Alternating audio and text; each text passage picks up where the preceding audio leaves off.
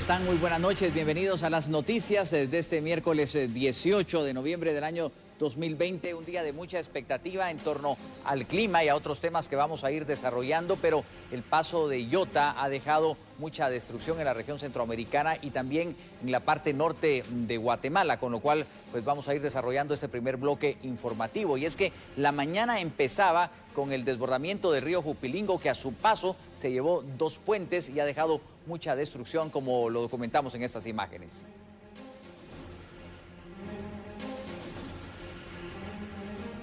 Puentes destruidos, centenares de evacuados y comunidades que aún reportan un nivel importante de agua es el panorama que se vive en los municipios de Camotán y Jocotán en el departamento de Chiquimula. La fuerza descomunal con que impactó en estos municipios el río Jupilingo destruyó 2 puentes vehiculares, 13 puentes colgantes y dejó a más de 38,000 personas afectadas. La crecida súbita del río Jupilingo nos causa precisamente lo que vemos a mis espaldas, que es la destrucción del puente Jupilingo en el kilómetro 204, precisamente sobre la CA11. Esta CA11 es la ruta que conduce hacia la frontera del Florido. Nos deja 12 comunidades incomunicadas en la parte alta y aparte nos elimina la probabilidad de tener una ruta alterna con el municipio de La Unión hacia el departamento de Zacapa. Los pobladores se sorprendieron al observar un contenedor que arrastraba el río debido a la dimensión del caudal, a la vez que lamentaban la destrucción de dicho puente histórico en la región oriental. A pocos minutos y a escasos kilómetros, la fuerza del río destruyó también el puente de la Anunciación en el municipio de Jocotán. También se destruye el puente en el barrio El Calvario del municipio de Jocotán. Este deja 14 comunidades también afectadas en la parte alta. Tenemos un total de 38,000 personas afectadas por la pérdida de estos 2 puentes. Es lamentable que se hayan ido sus puentes, ¿verdad? Pero no podemos hacer nada contra la naturaleza. Sin embargo, pues le pedimos a las autoridades, ¿verdad? Que primero Dios ellos activen luego los protocolos para poder habilitar esas arterias internacionales y principales en nuestro municipio, ¿verdad? Y departamento. Con mucha nostalgia, las familias buscaban salvar sus pertenencias, huyendo a lugares más seguros con electrodomésticos, bolsas de ropa e incluso muebles llevados sobre sus hombros, además de ver a menores y autoridades salvando algunos animales de patio. Pues pensábamos no salir, pero como viendo la situación nos toca salir, ¿verdad? Ya lograron sacar todas las cosas. Todo ya. ¿Y la vez pasada sacaron? La vez pasada no, porque nunca queríamos que llegara hasta este lugar, pero ahora sí se está viendo una diferencia. Tengo 42 años, desde ese tiempo para acá nunca había crecido como hoy. Sí, es primera vez de lo que yo veo, con mis ojos es primera vez lo que estamos viendo, una realidad. Sin duda alguna, después de esta tragedia, el panorama es desolador para los pobladores residentes en el área Chortí, ya que un centenar de familias se han quedado incomunicados y en la mayoría de los casos han perdido cultivos y sus viviendas, por lo que tendrán que buscar atención en albergues y esperar la solidaridad de buenos guatemaltecos, así como de las autoridades, para recuperar algo de lo que han perdido ante esta tormenta. Con imágenes de William Acevedo y Teodoro González desde el municipio de Camotán y Jocotán en el departamento de Chiquimula, Omar Vázquez. Estas son regiones severamente afectadas en un tiempo por la sequía y hoy por esta crecida del río Jupilingo. Camotán y Jocotán sumamente afectados tras el paso de Iota. Pero también tenemos los ríos crecidos e inundaciones que se han derivado tras el paso de este fenómeno en el país. Aquí tenemos una gráfica que nos muestra cómo primero el río Motagua se ha crecido tanto y ahora el río Machaquilá en Poptún, Petén, que ha crecido enormemente su caudal. Esto en la parte norte del país. También el río La Pasión en Las Cruces, Petén, ha tenido un desbordamiento. Son los ríos más acaudalados que están dejando a su paso muchas inundaciones y algunas comunidades anegadas. Está el caso de Río San Pedro en San Andrés, Petén. Todo esto en la parte norte del país, como ustedes han visto, empezando por el Motagua y siguiendo pues también por el río Usumacinta en Las Cruces, Petén. Esta ha sido una región severamente castigada por la fuerza de la naturaleza y sobre todo estos ríos que han crecido pues considerablemente en las últimas horas. También si nos vamos a la región de la parte de Zacapa, el río Motagua es uno de los más afectados en todo el país. También que corresponde a la región de Quiché y Alta Verapaz, el río Chixoy, que todos pues ubicamos perfectamente, que es un afluente que nos ayuda para la electricidad, pero también ha crecido muchísimo, al igual que el río Machaquilá, como hemos dicho, en Poptún, Petén. Son ríos que están sumamente afectados, ríos acaudalados en esta jornada, en donde, si bien es cierto, Yota se ha debilitado, ha dejado un remanente de lluvia que hace que se hayan dado pues situaciones como la del río Jupilingo o la del río Motagua, que ha tenido un nivel de 2,70 metros en la medianía, pero el nivel actual observado es de 7 metros. Vea usted la diferencia que esto podría significar, es que está prácticamente triplicando su caudal el río Motagua, que es uno de los mayores ríos de Guatemala, un gran afluente. Estamos hablando de esta situación que obviamente pues en Zacapa ha sido la de mayor destrucción. La comunidad de Morales ha quedado una vez más incomunicada. El río Motagua pues ha crecido enormemente y esto hace pues que estas comunidades que no habían salido del paso de ETA ahora con Yota estén pues sufriendo un poco más. Aquí estamos en la parte del río Camotán, que ocupa parte de Zacapa, que es también afluente del río Grande de Zacapa, pero que normalmente tiene 2,50 de nivel de aguas, ha llegado hasta 13,60, es la medición más reciente que podemos mostrar del río Camotán. Es impresionante realmente esta situación que pues esto lo quintuplica o lo vuelve 6 veces más el nivel del río Camotán.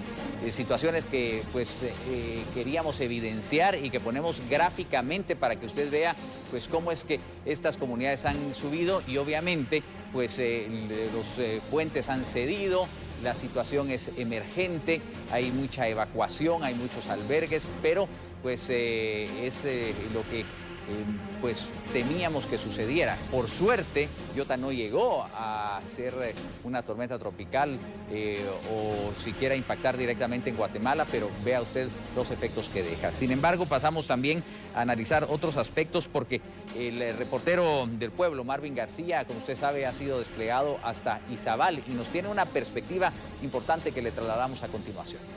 Puerto Barrios, varias de sus comunidades están siendo afectadas. Vamos a tratar de ingresar. Estas son las casas de algunas aldeas.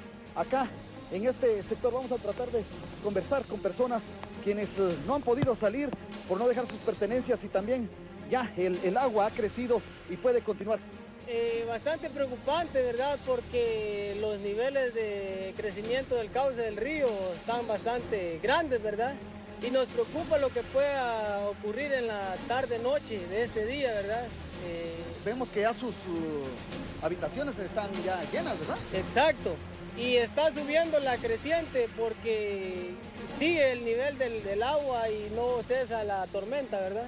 Sigue el agua, sigue la lluvia. ¿Ustedes esperan que pueda bajar el nivel? Al contrario de bajar, estamos consternados y temerosos, porque ya los suelos están saturados. Toda esta agua que baja de lo que es Honduras para acá, lo que puede hacer es una rebalsa y seguirnos inundando, ¿verdad? Ese es el miedo que tenemos. Acá vamos a ingresar en uno de los que eran las habitaciones de las personas. Como ustedes pueden observar en este momento, acá es una de las habitaciones, pero como ustedes pueden ver, acá hay una cama.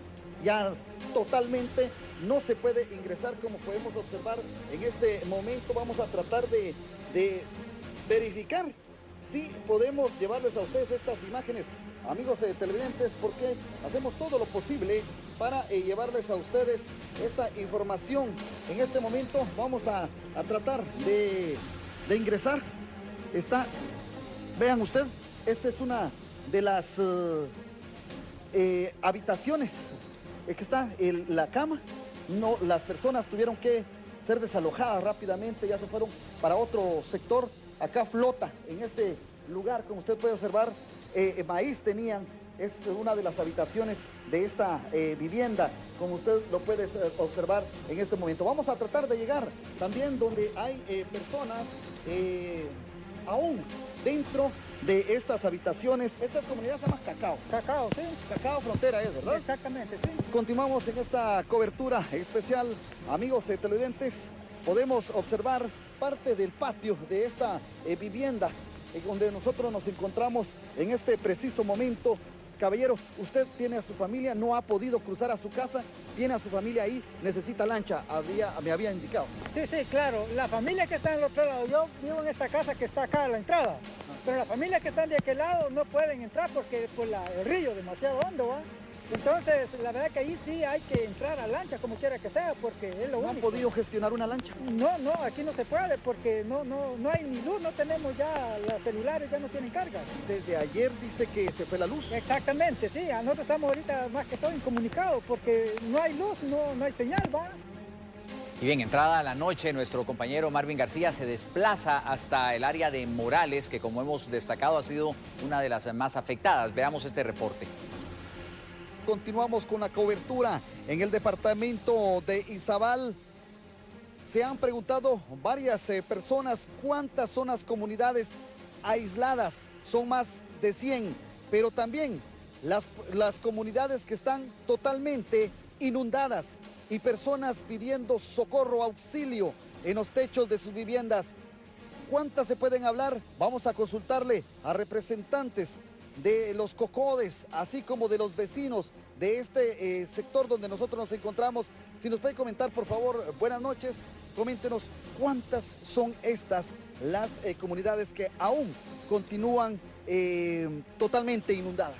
Buenas noches, en verdad todas las comunidades están inundadas, son más de 100 comunidades que están inundadas y esto va a peor porque si damos cuenta no tenemos acceso para salir a ver a ninguna comunidad, estamos en medio de dos puentes que ninguna comunidad tiene acceso a tiendas, no tiene, ese es el problema que todo se está terminando porque no hay cómo salir a ningún lado. El río continúa creciendo, esto tomando en cuenta las lluvias y en Honduras continúan también.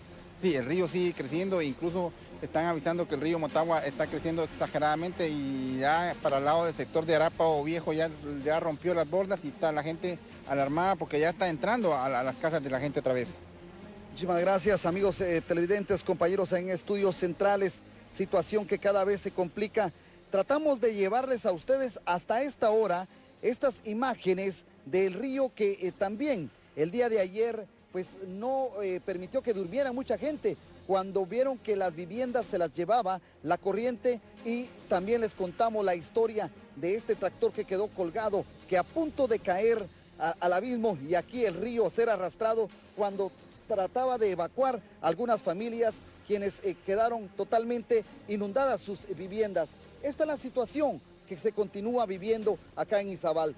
Nosotros tenemos que esperar conjuntamente con estas personas que quedamos aislados hasta que se reactive el paso por estos puentes que han quedado totalmente colapsados e igual con estas mismas necesidades porque no hay servicio de energía eléctrica, agua potable, también alimentos en las tiendas no existen. Hay mucha necesidad por parte de las personas evacuadas. Como ustedes pueden observar, aquí hay cables de los postes tirados en este sector, situación muy complicada para muchas personas.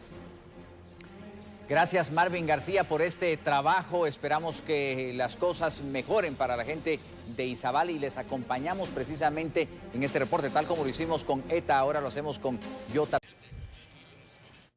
Y viene uno de los temas de este día, aparte del clima, con el que vamos a volver momentáneamente, es el de la aprobación del presupuesto general de ingresos y egresos del Estado para el próximo año 2021, al cual hacía referencia esta misma noche en cadena nacional el presidente de la República. Quiero iniciar este mensaje agradeciendo la preocupación que se ha puesto de manifiesto en estas últimas horas con relación a la asignación de recursos destinados a la Gran Cruzada por la Nutrición. Considero oportuno traer a la memoria que esta Gran Cruzada es uno de los proyectos más importantes de nuestro gobierno y que ha hecho posible visibilizar la problemática de nuestra niñez y las consecuencias que se viven por los altos niveles de desnutrición en Guatemala. Es tan importante para nosotros que por primera vez se ha convertido en una política de Estado y que demuestra la preocupación que hemos tenido por atender a la niñez guatemalteca que padece de este flagelo. La Gran Cruzada por la Nutrición ha traído como resultado el que por primera vez se hayan visitado 4.449 comunidades. Se ha logrado evaluar a 169.740 niños y se han detectado 932 casos de desnutrición aguda, los cuales han sido atendidos proporcionándoles la dotación de suplementos alimenticios, vitaminas, minerales en polvo y una adecuada supervisión. Esto significa que a duras penas el 0.55% de los niños evaluados que reporta la CESAN tienen desnutrición aguda. Si comparamos las cifras del año pasado con respecto a este año, había una disminución de casi el 70% de los fallecimientos por desnutrición aguda, ya que de 49 niños fallecidos en el 2019, en el 2020 únicamente se han reportado 16 casos. Considero importante compartir con ustedes que en el presupuesto aprobado por el Congreso de la República para este año que viene, incluye más de 200 millones de quetzales destinados a la Gran Cruzada por la Nutrición, pero estos 200 millones se suman a los 4.089 millones de quetzales destinados a la seguridad alimentaria y al combate de la desnutrición que están incluidos en dicho presupuesto. Como representante de la Unidad Nacional, invito a todas aquellas instituciones o personas individuales que deseen ser parte de la solución a este grave problema de la desnutrición crónica en nuestra niñez, a que se sumen a los esfuerzos que sabemos son necesarios, que tenemos que llevar a la práctica y que nos permitirán la construcción de una Guatemala diferente en la que podamos cambiar el destino de nuestra niñez y puedan desarrollarse estos total y plenamente.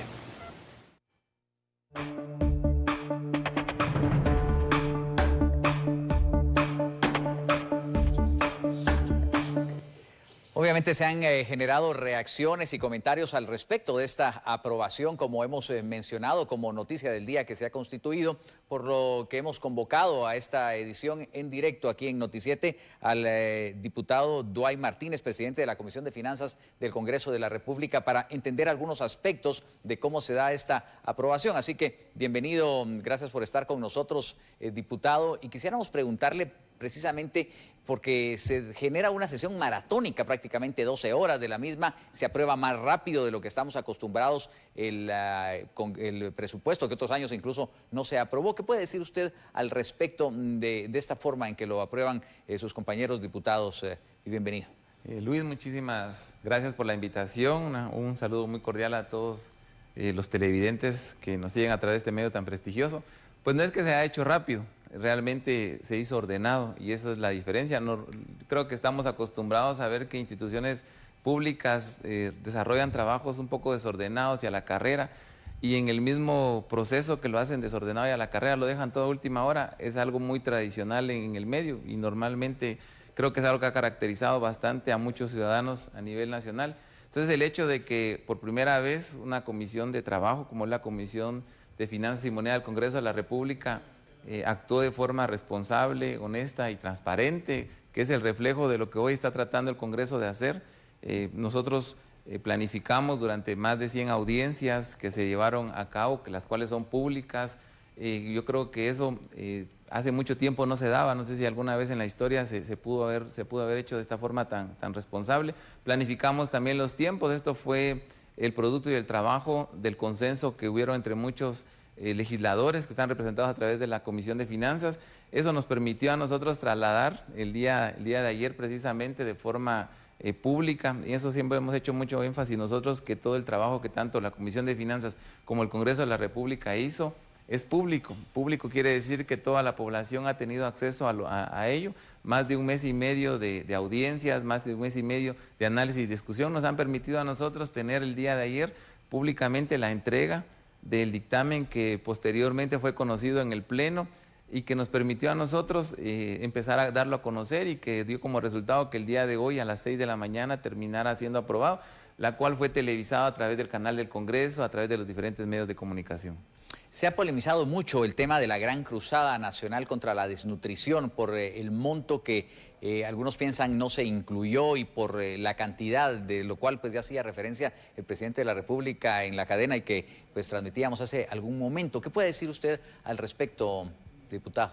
En primer lugar, creo que vale la pena la aclaración. El Congreso de la República, tanto el Congreso como el Gobierno de Guatemala, habían solicitado el que se pudieran incluir dentro del proyecto del mismo una asignación de 200 millones de quetzales. Los mismos fueron aprobados el día de ayer, hoy por la mañana, por el Congreso de la República. En los diferentes medios de comunicación que normalmente existen de todo, hay unos que informan, otros que desinforman. Va a depender de cuál es el objetivo que se tiene o cuál es la idea que quieren trasladar. Se ha manifestado de muchas maneras que no fue aprobado de esta forma o que el Congreso dejó fuera un tema tan importante, no solo del gobierno, sino que de todos los diputados, quienes estamos comprometidos con poder apoyar la gran cruzada contra la desnutrición, pero adicional a los 200 millones que han sido un poco de polémica. Hay que resaltar que dentro del presupuesto que se aprobó la madrugada de hoy, hay más de 4.800 millones que van enfocados a la seguridad alimentaria. Quiere decir que hoy el debate ha sido sobre los 200 millones que sí están en el presupuesto, que fueron aprobados, pero se ha dejado de mencionar algo tan importante que el Congreso aprobó, más de 4.800 millones destinados a la seguridad alimentaria, que van a beneficiar a todos los ciudadanos, principalmente a los más vulnerables. Usted hablaba del proceso que se da para la aprobación de un presupuesto como el del año entrante y también de los consensos que se logran dentro de las bancadas. ¿Cómo se da este proceso y si es que entonces lograron estar de acuerdo con la antelación a la que usted ha hecho referencia? Nosotros hemos visto, y gracias por la pregunta, porque pareciera que afuera el sentir fuera que estuviéramos peleando, que hubiera una confrontación, y creo que la confrontación es lo que nos ha tenido a nosotros históricamente detenidos. Más de 3 años el último presupuesto que se aprobó en el Congreso, y es el producto de la confrontación que tienen tanto los partidos políticos a lo interno del Congreso como de la confrontación que hay también de los ciudadanos. Hoy históricamente hemos logrado nosotros en la 9ª legislatura llegar a consensos y acuerdos. Esos consensos y acuerdos se ven reflejados no solo en el dictamen del presupuesto, sino en la aprobación que el día de ayer se dio. ¿Cuál es el resultado de esos consensos? En que en primer lugar todo fue transparente, todo fue público, pero más importante que transparente y público fue responsable, y se ve reflejado a través de la cantidad de apoyos que se está trasladando a la población. Creo que la gran mayoría de diputados se ve reflejado en el apoyo tanto a su distrito como a mucha de la población más damnificada durante todo el proceso del año 2020, que sabemos una pandemia, tormentas, y hoy por fin encontramos un instrumento que da alternativas de solución, que es el presupuesto. Obviamente hay una idea de inversión y siempre se necesita que el Estado esté enfocado hacia donde la comunidad, hacia donde la nación, el pueblo lo necesita.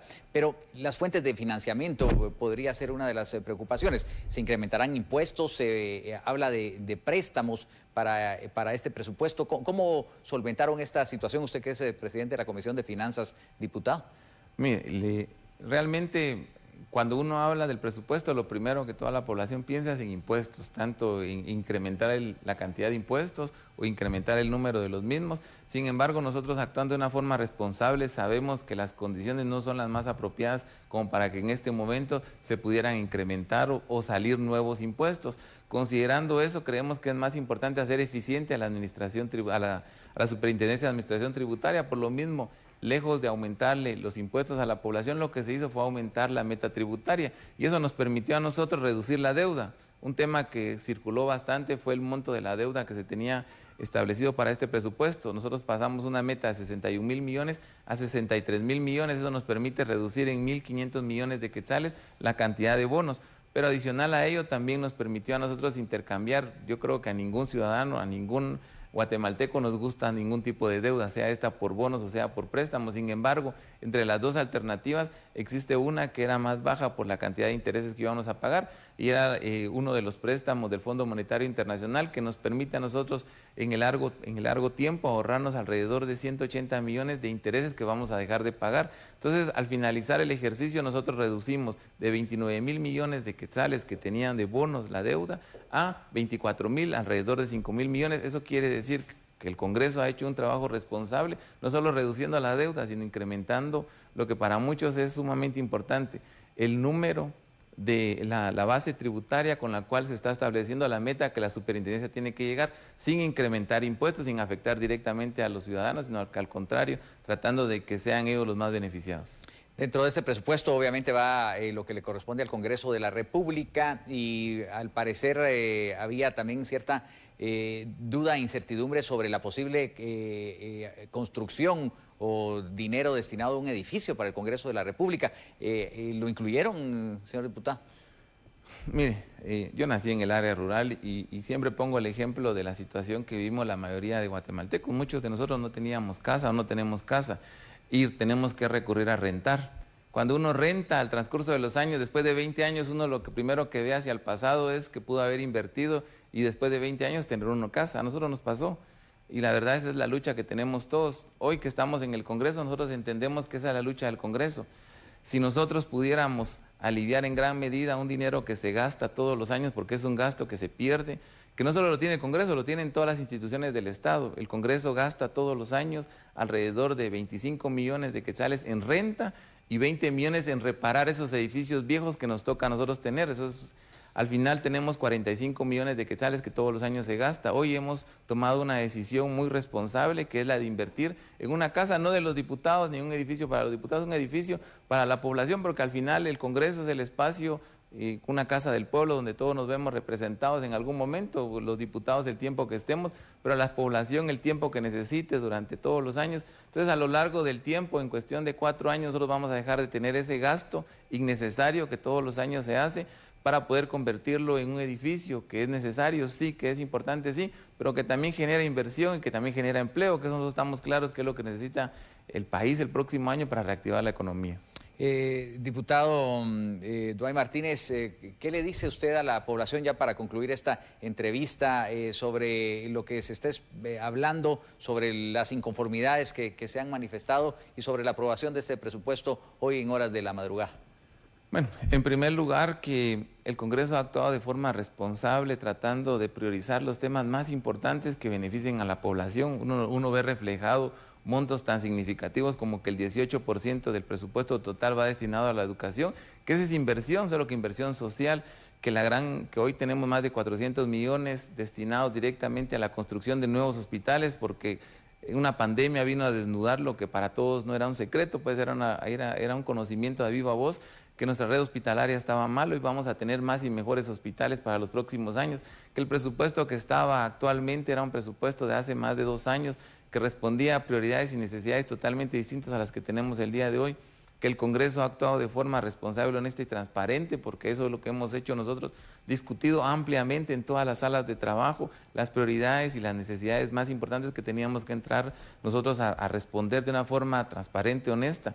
Eso nos permitió a nosotros plantear un presupuesto en el cual no solo se ven reflejados grandes alternativas de solución, sino que también nos permite a nosotros generar empleo, que es algo muy importante para el próximo año, la reactivación económica con proyectos importantes, no solo que van a marcar a muchas generaciones, sino que también algo que va a permitir en los municipios, que es lo que nosotros estamos muy claros que debemos de generar, es la reactivación económica local. Por lo mismo también se dejaron fondos destinados que van a llegar directamente a los municipios, que generan empleo, que reactivan la economía, pero que sobre todo generan desarrollo.